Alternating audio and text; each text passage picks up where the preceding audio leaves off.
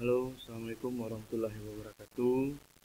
Kali ini kita akan melanjutkan materi kuliah kita pada mata kuliah pengantar ekonomi makro ini, mana minggu yang lalu kita sudah membahas bagaimana keseimbangan ekonomi 2 dan 3 sektor. Kali ini kita akan membahas bagaimana penentuan pendapatan nasional pada kondisi keseimbangan dengan 4 sektor. Keseimbangan ekonomi 2 dan 3 sektor kemarin kita sebut dengan perekonomian tertutup, sedangkan keseimbangan ekonomi 4 sektor kita sebut dengan perekonomian terbuka. Kenapa? Karena perekonomian 4 sektor merupakan perekonomian dari sektor rumah tangga, perusahaan, pemerintah, dan luar negeri. Jadi pada perekonomian 4 sektor itu ada yang kita sebut dengan kegiatan luar negeri, dalam bentuk kegiatan perdagangan luar negeri. Nah, dengan demikian, dalam perekonomian 4 sektor, kita memasukkan sektor luar negeri di mana adanya kegiatan ekspor dan impor, yang merupakan kegiatan perdagangan luar negeri.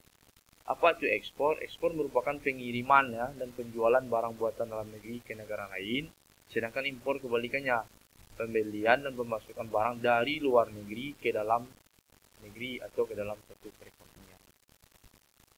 Nah, oleh karena itu sirkulasi aliran pendapatan dalam perekonomian 4 sektor atau perekonomian terbuka menjadi lebih kompleks dibandingkan dengan perekonomian 2 dan 3 sektor. Di mana perekonomian 3 sektor kemarin ada rumah tangga, perusahaan, dan pemerintah. Ini merupakan aliran pendapatan dalam perekonomian 3 sektor. Kemudian sekarang dalam perekonomian terbuka atau 4 sektor ada kegiatan luar negeri yaitu berupa ekspor dan impor. Inilah bentuk sirkulasi aliran pendapatan dalam perekonomian. Karena rumah tangga minta melakukan impor dan perusahaan melakukan ekspor. Nah, ada beberapa faktor yang menentukan ekspor ya. Suatu negara dapat mengekspor barang produksinya ke negara lain apabila barang tersebut diperlukan oleh negara lain itu dan mereka tidak memproduksi barang tersebut atau produksinya tidak memenuhi keperluan dalam negeri.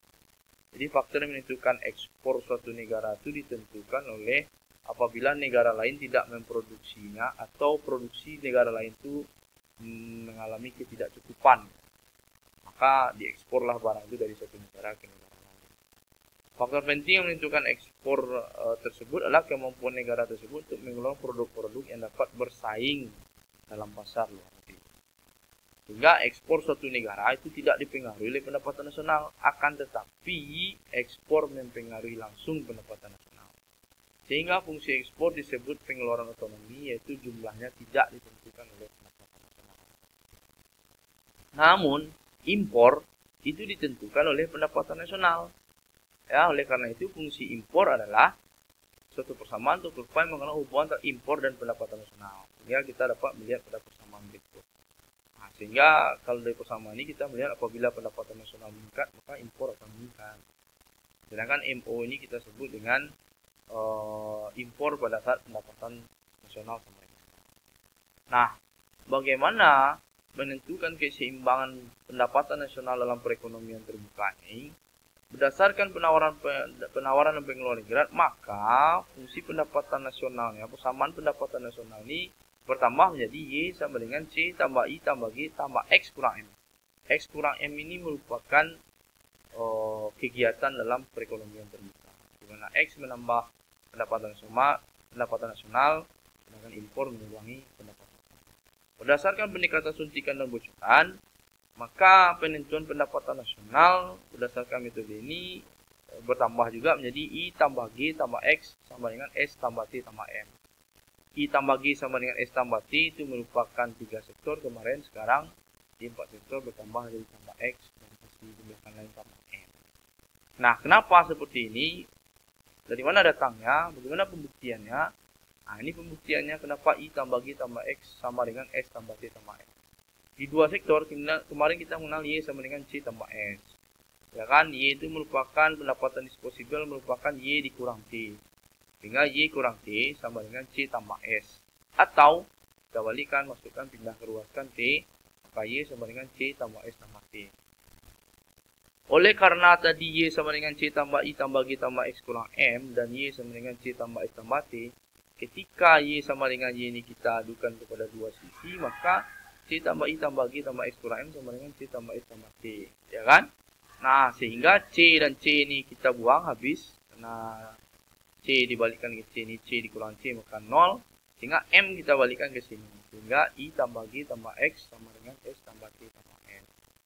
Nah, sebagai contoh berikut, bagaimana menentukan keseimbangan pendapatan nasional jika C sama dengan 500 tambah 0,8 YD, T-nya 25% dari pendapatan, jadi T ini merupakan pajak proporsional. Kalau dapat 100% itu dia pajak proporsional. I sama dengan 500, G 1000, X sama dengan 800, X ini ekspor, impor adalah sama dengan 10% dari pendapatan. Ya, dari pendapatan. Pertanyaannya adalah, tentukan keseimbangan pendapatan nasional. Nah, cara berdasarkan metode penawaran dan pengeluaran agregat, maka cara pertama kita tentukan perpotongan satu. Ya, ini lebih merinci dari langkah-langkah sebelumnya. Pertama kita samakan Y sama dengan C ya. Y sama dengan 500 tambah 0,8 Y kurang T. Ya, Y kurang T adalah YD. Maka 500 tambah 0,8 Y dikurang 25% dari pendapatan 0,25 Y. Maka 1 dikurang 0,8 jadi 0,75 Y kali 0,8 dapat 0,6 Y. 0,6 Y pindah ruas, Y dikurang 0,6 Y sama dengan 500. 0,4 Y sama dengan 500, Y sama dengan 1250. Ini perpotongan satu di mana Y sama dengan C. Kemudian pada perekonomian dua sektor, Y sama dengan C tambah I ya.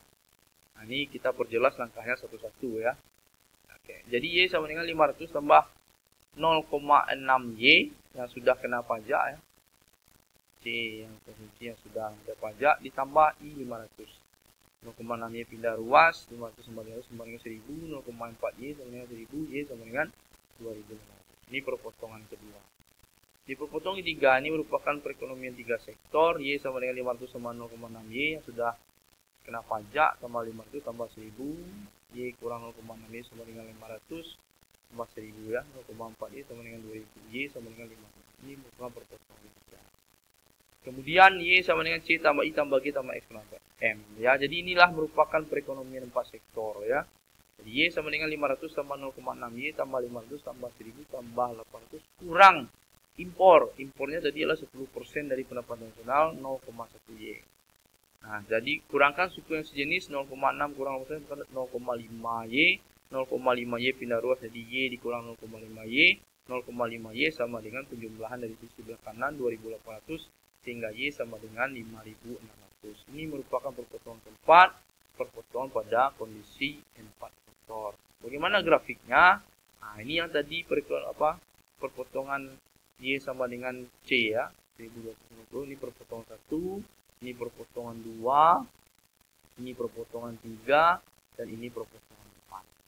Dan ini merupakan hasil penjumlahan dari masing-masing suku sebelah kanan ya. 500, 2500, 5000 dan 500. Nah, hasil yang sama akan kita dapatkan berdasarkan peningkatan tingkat pengeluaran. Perpotongan pertama kita dapatkan berdasarkan Y sama dengan S ya. Pada saat Y sama dengan Y S gitu ya. 0 sama dengan S gitu ya. Sorry, ini 0 sama dengan S. Kenapa? Karena Y pada saat Y sama dengan C, maka S sama dengan 0. Ini harusnya S sama dengan 0 ya. Jadi 0 sama dengan min 500 tambah 1 dikurang 0,6 Y. 0 sama dengan min 500, 0,4 Y. Kita balik ruas, 0 min 0,4 Y sama dengan min 500, Y sama dengan 1250. Ya, ini merupakan perpotongan 1 pada peningkatan signifikan. Pada dua sektor, S sama dengan I ya. Nah, yang sudah kena pajak, ini min 500 tambah 1, 0,6 Y sama dengan 500, 0,4 Y sama dengan 500, pindah ruas, sama dengan 1000 ya. 0,4 Y sama dengan 1000 bagi 0,4 dapatlah Y 2200. Ini perpotongan kedua. Lalu di perpotongan ketiga pada saat pendapatan 3 sektor, maka min 500 tambah 1 kurang 0,8 kali 1 kurang 0,25 Y tambah 0,25 Y. Ya kan? Nah, I tambah G sama dengan 500 tambah 1000. Di 1 dikurang 0,8 0,2, ini 1 kurang 0,5 dapat 0,75 Y ya. Nah, tambah 0,5 sama dengan 1500. Oke. 0,15 Y min 500 tambah 0,15 Y tambah 0,25 Y sama dengan 1500. Ya kan? Y kita jumlahkan 0,4 Y balik luas 1500 jadi 900 sama 2000, maka Y sama dengan 2000 bagi 0,4 sama dengan 0,4. Ini proporsional ketiga. Lalu di pada saat 4 sektor berdasarkan pendekatan suntikan dan bocoran, rumusnya adalah S tambah T tambah M sama dengan I tambah G tambah X.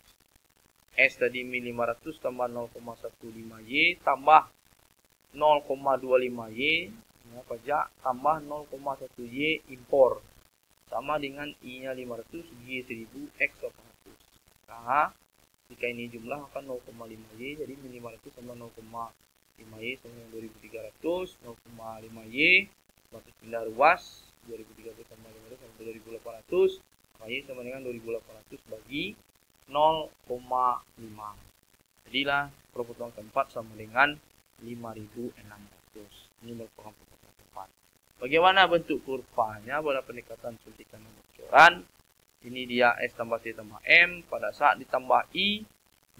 Ini merupakan perpotongan satu ya, di mana S sama dengan 0, Y sama dengan C, S sama dengan 0 ya. Dan kemudian ini perpotongan yang kedua, di mana ini bertambah I jadi 500, maka meningkat pendapatan nasional menjadi 2500. Kemudian bertambah G 1000 ya, meningkatlah pendapatan nasional jadi 5000. Ini perpotongan ketiga. Lalu bertambahlah 800 tadi ekspor ya, maka meningkat pendapatan nasional jadi 5600. Ini perpotongan keempat. Maka hasilnya akan dicapai sama baik berdasarkan pendekatan penawaran penurunan agregat maupun berdasarkan pendekatan suntikan dan bocoran. Oke, saya rasa itu mungkin bisa dicoba contoh berikut. Silakan tentukan keseimbangan pendapatan nasional berdasarkan cara tadi pada kedua metode ya. Pertama itu berdasarkan pendekatan penawaran dan pengeluaran agregat, lalu berdasarkan pendekatan suntikan dan bocoran. Nah, kemudian silakan kerjakan tugas ini. Ya, silakan kerjakan tugas ini.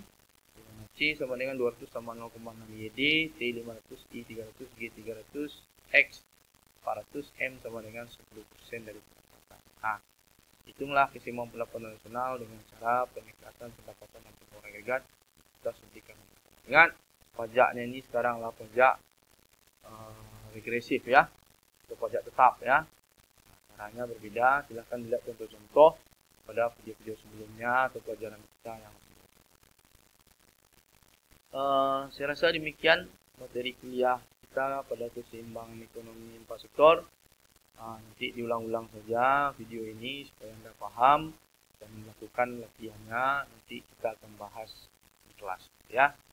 Demikian saja, terlebih terkurang saya mohon maaf. Saya akhiri. Assalamualaikum warahmatullahi wabarakatuh.